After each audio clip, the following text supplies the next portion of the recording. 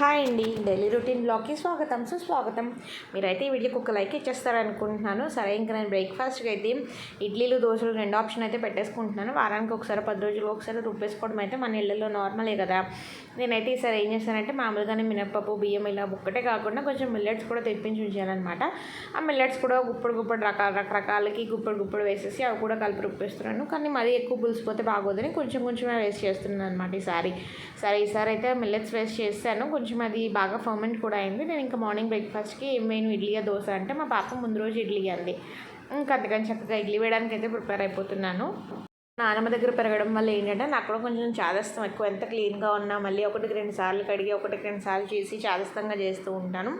సరే, నాకు తగ్గట్టే మా వంటలు కూడా ఏంటంటే గట్టు చిన్నగా వచ్చిందనమాట. రెంట్ కదా, సరే రెంటెడ్ హౌస్లో వాళ్ళు ఓనర్ వాళ్ళు ఉండడానికి చేయించుకున్నారు, కానీ కొంచెం వంటి గట్టు చిన్నగా వచ్చింది.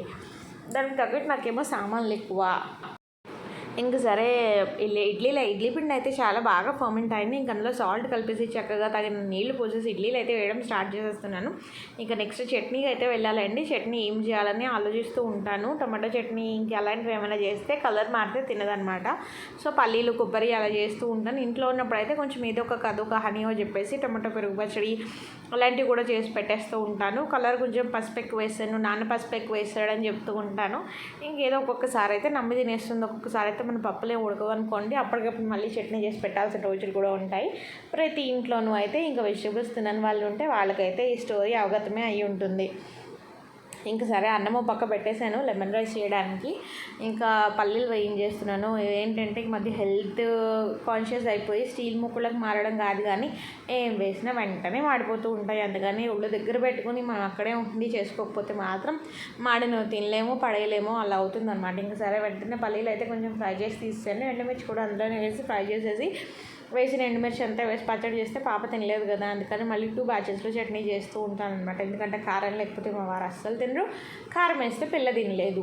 ఇంకా అందుకని సరే, అందరిళ్ళలోనూ మార్నింగ్ ఉండే పెద్ద యుద్ధ వాతావరణం అదే కదా. ఇంకా సరే, బ్రేక్ఫాస్ట్ లంచ్ ఏదో ముందు రోజు అనేసుకుని తనకు చెప్పిన ఆప్షన్స్ని బట్టి లంచ్ బాక్స్ అనేది ప్రిపేర్ చేసేయాలి. అసలు పికీ ఈటర్స్ ఉన్న వాళ్ళకి అసలు ఎంత హెడేక్ అవుతూ ఉంటుందో నాకు అప్పుడప్పుడు అనిపిస్తూ ఉంటుంది. నిజంగా మన చిన్నప్పుడు అయితే అన్నీ అమ్మ వాళ్ళు ఏం పెడితే అది ఎప్పుడు పెడతారా అన్ని వెరైటీస్ కోసం వెయిట్ చేస్తూ వాళ్ళు ఏం పెడితే అదే తినేసేవాళ్ళము. కానీ ఇప్పుడు పిల్లలకి ఏంటంటే వాళ్ళకి ఆప్షన్స్ ఎక్కువ కావాలి, అందులోని వెరైటీలు ఎక్కువైపోయి మా పాప పిజ్జాలు బర్గర్లు నూడిల్స్ లాంటివి కూడా అసలు తినదు. ఇప్పుడు కొంచెం నూడిల్స్ టేస్ట్ చూస్తోంది, మ్యాగీను అవిను. సో అవి వెళ్ళాక స్కూల్కి అయితే పంపించాం కాబట్టి ఇంట్లో ఇంకొక ఆప్షన్ కింద ఉంటుంది. సరే, ఒక ఎండుమిర్చి 2 ఎండుమిర్చి పచ్చిమిర్చి వేసేసి చట్నీ తనకు చేసేస్తూ ఉంటాను. తనకు చేసి తీసాక అప్పుడు మళ్ళీ వేరుగా చట్నీ చేస్తూ ఉంటాను మాకు. సరే, ఇంక ఈరోజు అయితే మామూలుగా అయితే తర్వాత చేస్తూ ఉంటాను బాక్స్ పెట్టేశాక. ఇంక ఈరోజు అనిపించింది మూకుడు మిక్సీ గిన్నె వేసేద్దాము. మూకుళ్ళు మిక్సీ గిన్నెలు దీది వచ్చే లోపల తోవడానికి వేసేస్తే మళ్ళీ రెడీగా ఉంటాయి కదా అని ఇంకా ఆ చట్నీ కూడా తీసేసి అయితే పెట్టేశానండి. లోపల ఇడ్లీ ఎలా అయిందో అసలు అవుతుందో లేదో సరిగ్గా టెన్షన్, ఎందుకంటే మిల్లెట్స్తో ఫస్ట్ టైం కదా. ప్రయోగాలు చేసేటప్పుడు ఫస్ట్ స్కూల్ టైంకి చేసేటప్పుడు ఏంటంటే అవి ఫెయిల్ అయితే మళ్ళీ వెంటనే ఆల్టర్నేట్ ఫుడ్ ఏం చేయాలి అన్న టెన్షన్ ఉంటుంది. సరే, మా పాప పూరి చపాతీ ఇలాంటివి కూడా తింటుంది, కర్రీ అంత అలవాటు అవ్వలేదు ఇంకా. అందుకని సరే, అది కూడా ఒక ఆల్టర్నేటివ్ కింద పెట్టుకుంటాను. 5 మినిట్స్లో పిండి కలిపేసి పూరియో చపాతీయో చేయడం అంత కష్టం కాదు కాబట్టి. బట్ ఏంటంటే అదృష్టం కొద్దీ చట్నీ మా చట్నీ చేసి పక్కన పెట్టేశాక ఇంకా కొన్ని మిర్చి తీసాను. అయినా కానీ భలే కారం వచ్చింది తెలుసా చట్నీ. ఇంక సరే, ఇడ్లీ వరకు వచ్చేసరికి భయంగానే ఇడ్లీ అయితే తీసానండి.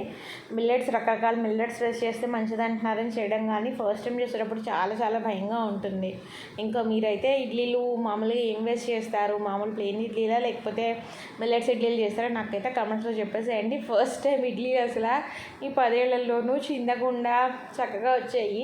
సరే, నాకు వంటకి బాగా వచ్చేస్తుందని నన్ను నేనే మెచ్చేసుకున్నాను. ఎందుకంటే మా వారిని మెచ్చుకోమంటే ఆయన మెచ్చుకోరు కాబట్టి.